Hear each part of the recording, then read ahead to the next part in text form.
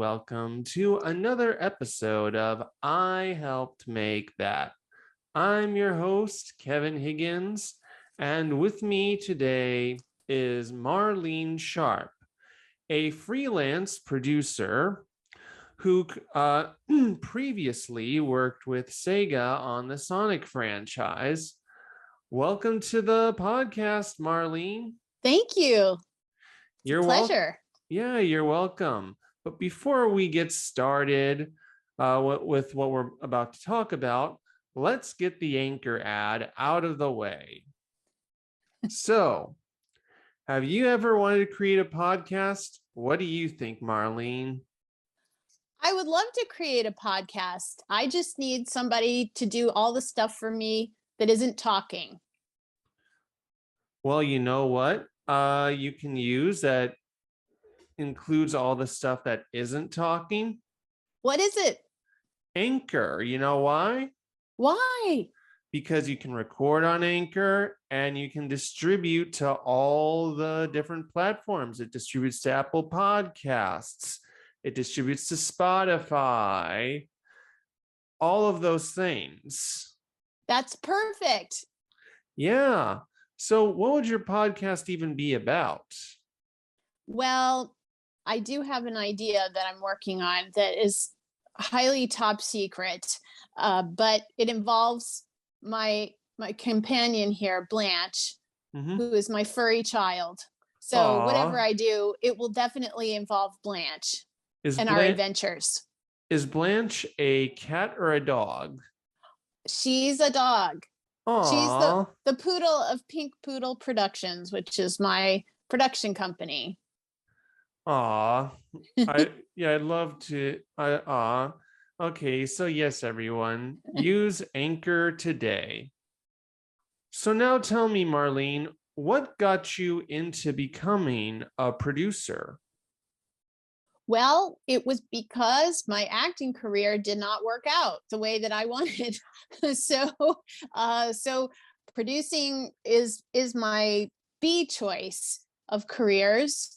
Actually, I did always like writing and making up stories and thinking of things to create for me to be in, because even as an actor, I wasn't, and still I'm not, the typical Hollywood starlet.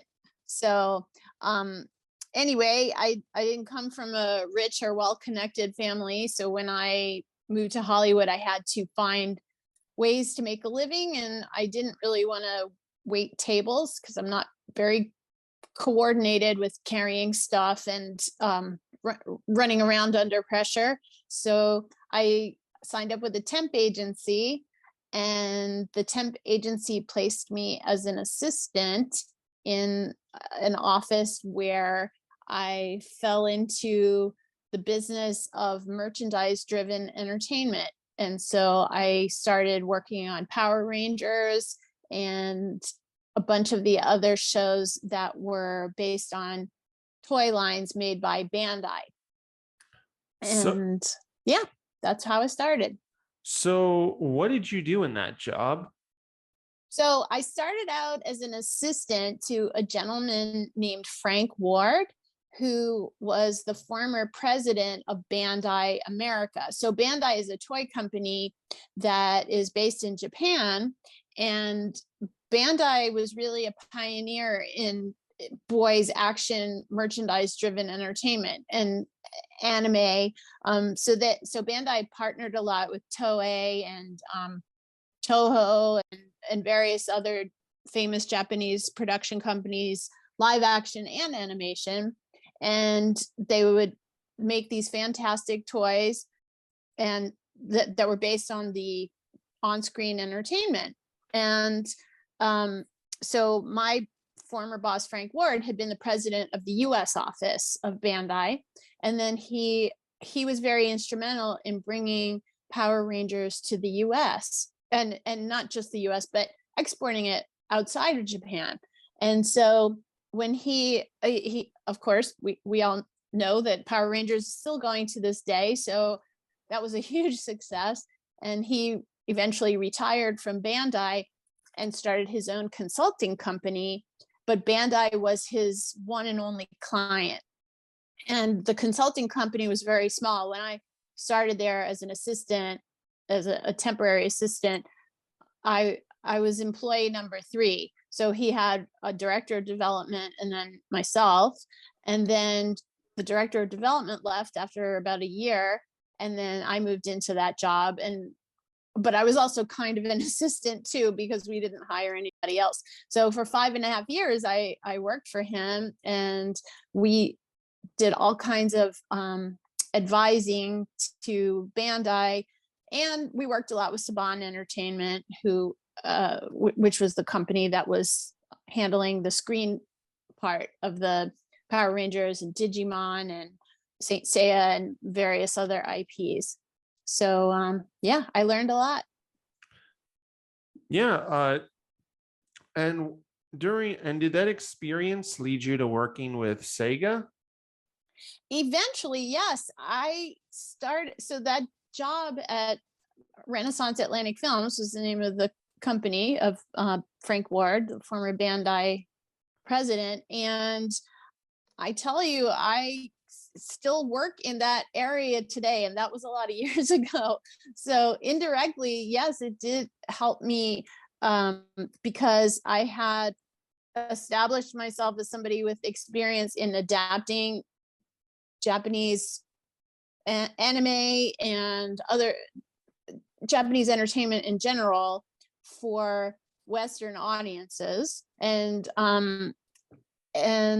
so the very let's see, after that I worked at Disney, and then after that I got a job with a Korean animation studio that particularly they hired me, and they told me because I had the toy and entertainment experience.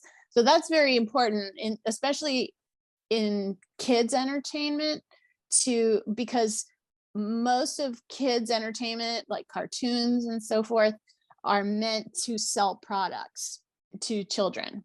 And so to have that dual experience is important, because it's not quite the same as developing shows for grown-ups. So you said that you also worked at Disney. Mhm. Were you doing similar things at Disney? Yes and no. So I actually worked in business and legal affairs at Disney, and it was production legal. So I was working a lot on contracts for actors, directors, writers. And so what happened was, when I was at Renaissance Atlantic Films, Disney was in the process of buying out that library of. So Disney bought the Fox Kids library, which included all the stuff that Saban Entertainment worked on. And so part of my job was working with the attorneys and there was one in particular who was handling that deal. So there's a lot that goes into a merger or an acquisition like that. And so for many months, I was working closely with an attorney and her assistant, and so I thought I might want to go to law school and be an entertainment lawyer. And she had an opening. Her assistant ended up leaving, and she had an opening as an assistant. And I thought, oh, this would be a great way to learn more about get deep into the legal, entertainment legal, and find out what that's all about. So she offered me the job, and I went to work for her. She's now the head of business and legal affairs for Disney ABC Cable Networks Group. And so my experience working on Power Rangers and all those shows, it helped, but not the creative aspect. It was the contracts and all the clearances and things like of that nature that need to happen before a show can even get on the air.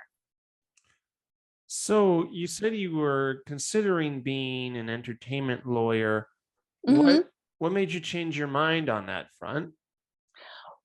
Well, being an entertainment lawyer is a lot like being the what I would call the fun police and the fun killers of the entertainment business. So and it's not it's it can be creative, but not in the same way as making up stories, and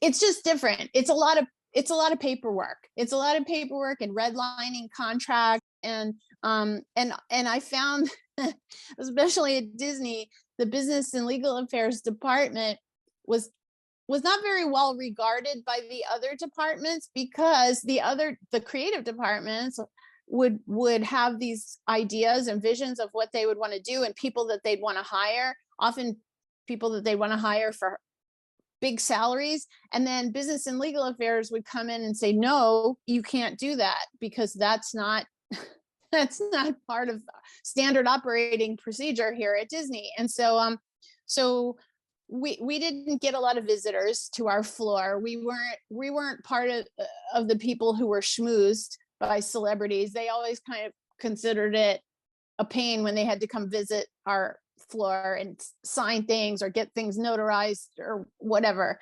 And it wasn't creative in the way that I wanted to be creative. So and also it would have required me to go back to school, which I really didn't want to do. I just came to a point where I decided I just couldn't do that. I had already gone to graduate school, and I figured I had enough. So that immersion into the world of business and legal affairs was kind of like tough love for me to discover that being an actual lawyer was not for me. Now, you said that your experience working with Bandai did eventually lead you to work with SEGA. So, and you said sort of how you built, how it did in regards to building the skills, but into, building your skills, but like, how did you exactly get that job in the first place? That's a good question. And I 100% give the credit to LinkedIn. LinkedIn is, I'm their biggest cheerleader, because a recruiter found me on LinkedIn. I'm very active. I'm a maniac on LinkedIn. And I think that helps to keep me at the top of the search engines when recruiters recruit. And the recruiter who contacted me told me that SEGA.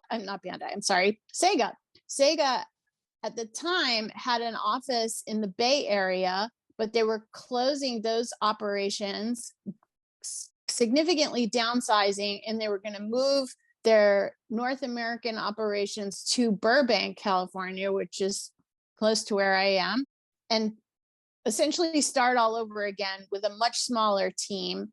And they really wanted people who had experience working with Japanese companies, particularly Japanese home offices. So, and that's SEGA. And so she had seen on my resume that I had that experience with Bandai, and also developing toy-driven properties. Because when I was hired, I was hired mostly to manage the second season of Sonic Boom, the Cartoon Network. It was on Cartoon Network in the US, to manage that production. And so it's a very it's different than working for a company that's 100% based in the US, or even another company. Japanese companies have a very specific way of, especially structuring productions for merchandise driven entertainment. So they have these production committees, and the toy companies are very powerful. The toy companies are powerful all over the place, but especially in the Japanese entertainment industry. And so they were looking for people who had that experience, and I had it, and it went back a number of years. So definitely my time on all the Bandai properties helped me to get to Sega. And when you worked at Sega, what helped get you to become sort of the head of production when it came to Sonic related material? Well, so I was part of a team. So we had a TV team, and so I wasn't really the head, but my title was producer TV series, and so in some ways I was the head. It was interesting that my job description was very fluid, so it changed.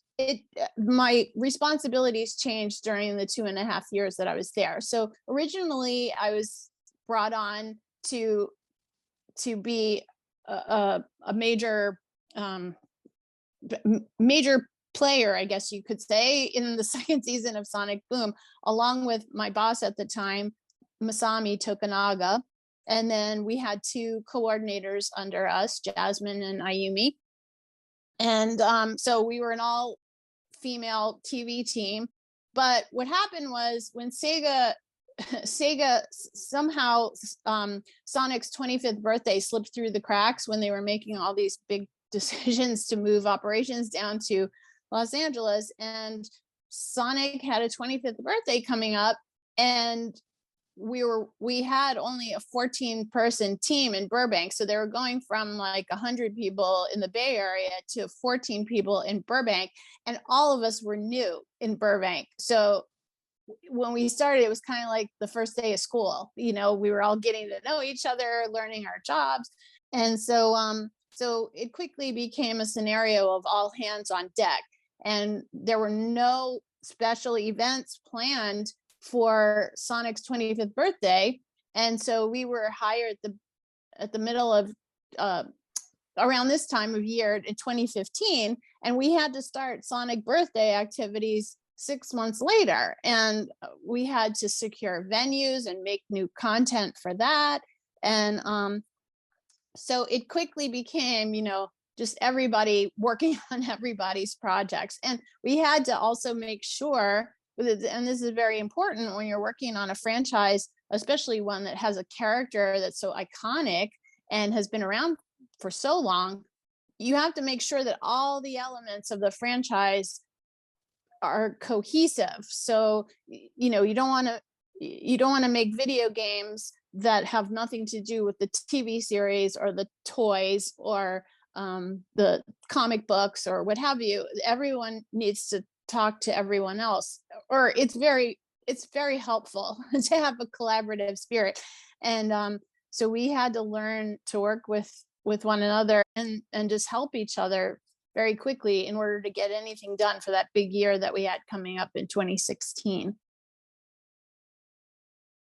Thanks for telling me. So then now let's talk about the movie we all came to talk about. Specifically, Yes. Sonic the Hedgehog 2020. Besides Sonic Boom and helping to develop content for Sonic's 25th birthday, Marlene also worked as a consultant on the first Sonic the Hedgehog movie from 2020. So, as a consultant, what did you do?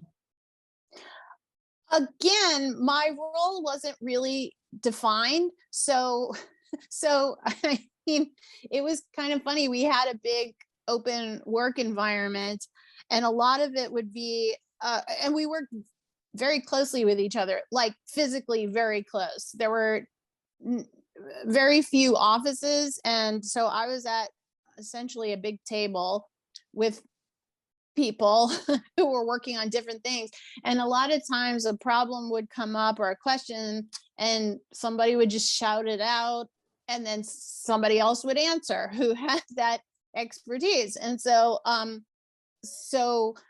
the movie was interesting because it was in development for a long time, and also the development goes back to different people, a totally different set of people, and Sega had gone down the road unsuccessfully with a gentleman named Avi Arad, who is credited on a lot of the Marvel movies. He's still around, a very successful producer who specializes in merchandise driven entertainment. He comes from the world of toys and licensing. So he had worked with Sega for a number of years on the Sonic movie, at least 2 years, maybe more. And a movie did not result. And Sega invested money in that endeavor and they weren't happy with the results. And so that deal eventually went away. That preceded me by a number of years. And then another group of producers came in and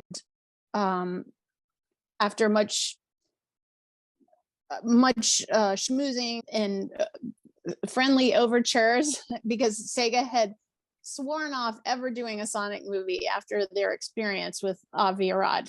And we can only imagine what happened there. They had sworn it off. And then there was a group of upstart young producer or junior producers. Their names are Dimitri Johnson, Dan Jevons, and Toby Asher.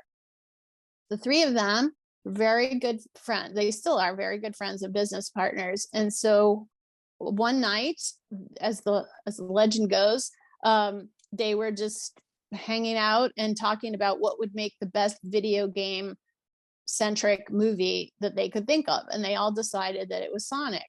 And they decided that they were going to try to get the rights to Sonic to make the movie. And this was a huge undertaking because none of them had ever done anything like that before. But what they had going for them, besides talent and ambition, Toby worked for Neil Moritz, who's a very famous producer, very well known for the Fast and the Furious franchise. And so they said, well, if we can convince Neil to help us with this, maybe we can get it done. And that's what ended up happening. So Neil Moritz, and they had to convince him because he was not familiar with Sonic at all. But when I went to Sega, Dimitri, Dan, and Toby had the rights to the movie, but it was separate, totally separate than what I was doing on Sonic Boom and the video games and so forth, to the point where Dimitri, Dan, and Toby didn't even know any of the new people in the Sega Burbank office.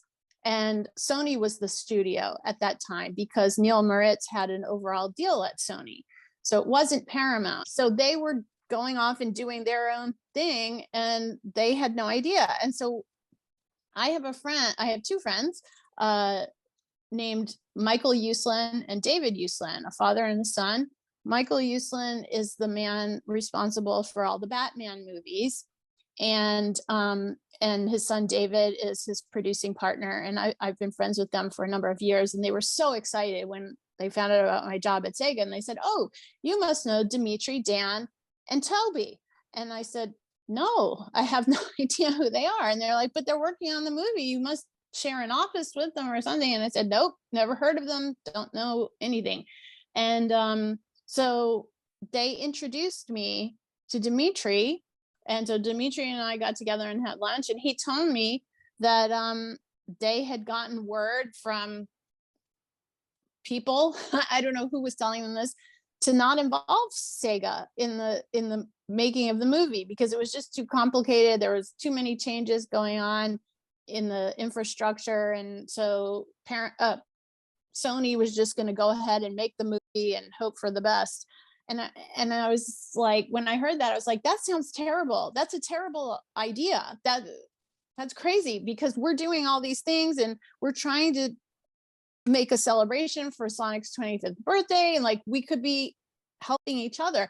And then also Dimitri and Dan and Toby were very big fans of Sonic social media. And I happened to sit next to Aaron Weber, who was the social media guru for Sonic for a number of years. And they really loved what Aaron was doing with Sonic social, and they and so Dimitri said, hey, we love the voice that he's created for Sonic. Do you think he'd want to write the movie? And I was like, oh my God, I don't know, but let's see what we can do. So anyway, Aaron ended up not writing the movie, but he did become very much a part of the development. And in my opinion, that's what saved the movie. And I can go into that more if you want, but I had certain things that I was doing for the movie, like officially. So like one of my bosses, Swai-san, asked me, and one of my colleagues who lived out of town, he asked the both of us to put together a report on how we would integrate merchandise into the movie and come up with a schedule for developing the look of the toys and consumer products in conjunction with the movie, so that we could have everything on shelves somewhat close to the date of the movie release, which kept getting pushed and pushed. But so that was one of my official jobs, to assignments, to work on this report on how to make a plan for the merchandise in the movie. But behind the scenes, I was trying to help the producers infiltrate our office and get to know specifically the social team, who was headed by Aaron Weber, because they really wanted Aaron to be involved and advise them. Aaron is like the Sonic super fan to end all super fans. He is Sonic the Hedgehog, and his involvement in the movie really it made such a difference. But yeah, so I kind of had like two paths on the movie: the clandestine path, and then the stuff that I was supposed to be doing day to day for my job. When you worked on the movie, and when when you were meeting up with all these producers and everyone, who was involved with it, did you ever have to go on set? No, because I left SEGA before it even went into production. So Oh, I was only working on the development. So like I said, the development took probably 10 years. But I was working on it from 2015 to 2017, till the end of 2017. And at the point when I left SEGA, Neil Moritz had left Sony. So Sony was no longer associated with the movie. So all that development that was done with Sony, a lot of things had to be reconfigured and reviewed and reassessed. And there was a new budget, because Neil Moritz's overall deal then went to Paramount, and Paramount became the studio. So then they were financing a big chunk of the movie, and they were distributing it and all of that. So so production for the movie didn't start until probably, I guess it was 2019 was when they went into actual production. And by that time I went to work for another Japanese video game company called Level 5. And I was working on Yokai Watch and a number of other properties in the Level 5 catalog. So I would only hear about stuff from my friends who still worked at SEGA. okay. I was asking because I was curious. You're probably aware of the Sonic design controversy. Yes. So even though you weren't around when that whole thing happened, did you hear about any stories of? Oh yeah. Yeah. I in fact, so one of my friends from SEGA social team, Sergio Montealegre, who worked closely with Aaron Weber, I recruited him to come over to Level 5. So he came over to Level 5, and the two of us were always messaging with our former coworkers, and we were very much on top of what was happening at SEGA. And we still socialized with our old coworkers too. But so we saw what happened with the design. And although I was able to help in getting Aaron and Sonic team more involved in the movie, just by pestering various people who had higher up positions than me, and then talking with the producers and having the producers talk with I was kind of like this little like a bee, like pollinating different flowers and stuff like that. And so you won't see my name in the credits of the movie, and you won't hear what I'm saying in anybody else's interview, because I was working as like a stealth operative. And you might hear some of it like from Aaron Weber or Dimitri Johnson and Dan Jevons and Toby Asher, who gave me a very nice edible arrangements bouquet at one point for helping them to put the movie together. And I do have pictures of that edible arrangement before I ate it, because that was the credit that I got, was my fruit bouquet. But anyway, so what happened, even though Aaron and Sonic Team did become more involved in the movie as time went on, still a lot of the big decisions were made by the big name producers and director who got involved with the movie. And also Paramount, the studio. So it was Paramount studio executives. It was Neil Moritz, because he's a superstar producer. Then Tim Miller, who directed Deadpool and who was coming off of a huge, enormous success with the first Deadpool. He became a producer on the movie. I think that happened in like 2017 is when they brought him on board. And one of his favorite people from his studio, so he owns an animation studio called Blur. Blur became involved in the movie, and one of his employees, Jeff Fowler, was hired as the director of the movie. So it was all these new people who were very accomplished in their career and who have loud voices, I'm sure, making decisions. And SEGA was just trying to get by. it was a struggle. And so sometimes Aaron and Izuka-san, who's the head of Sonic Team, I know they would go to meetings and they would make suggestions on what fans wanted to see on screen and in the characters. And sometimes their suggestions were not taken, and that was when I was there. So I can only imagine it continued after I left. And that's what resulted in Scary Sonic, was just Sega's voice not getting heard by way of Sonic Team and Aaron. And so what ended up happening was that big to-do that was online that we all witnessed, that big train wreck. And so there was a gentleman that we worked with on a series of shorts called Sonic Mania Adventures. We did some YouTube shorts for the launch of Sonic Mania, the video game. And we had a very talented artist who had also worked on the comic books, Tyson Hess. He was the main creative force behind those shorts. He just draws Sonic really well, and he can draw classic Sonic, modern Sonic, any iteration of Sonic you need, he can do it. And he just knows the personality and can communicate that in art. So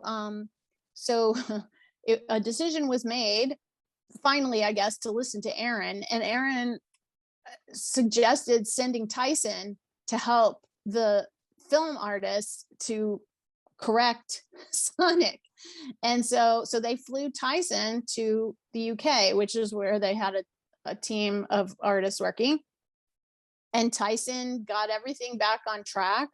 And so that's what happened. And so it was listening to the fans who were 100% right in this case.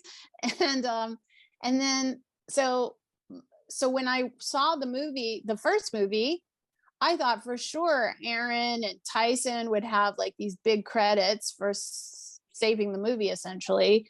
Aaron had no credit in the movie.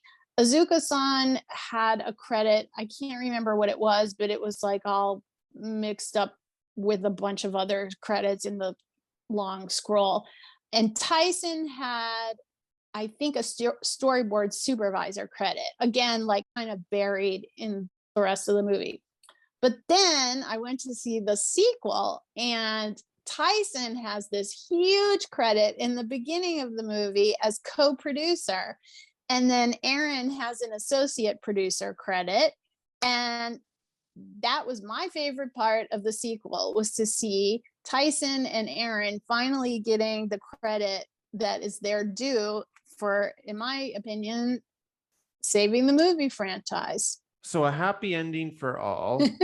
Yes. And now we're just waiting for the third movie, and then there will be a TV show based on the movie, so more of Idris Elba's interpretation of Knuckles. So Knuckles will be the focus of the show. So Paramount and the movie team are doing that show, and my colleagues at SEGA know very little about what's going on with that. So there is still a bit of a communication rift, but whatever. I mean, the movie team has had great success, so I guess they're given some wiggle room now. And then the office where I used to work in Burbank, they are getting ready to launch a new animated series with Netflix. It'll be on Netflix. And so there will be 2 Sonic series happening. I don't know where the Idris Elba one will be.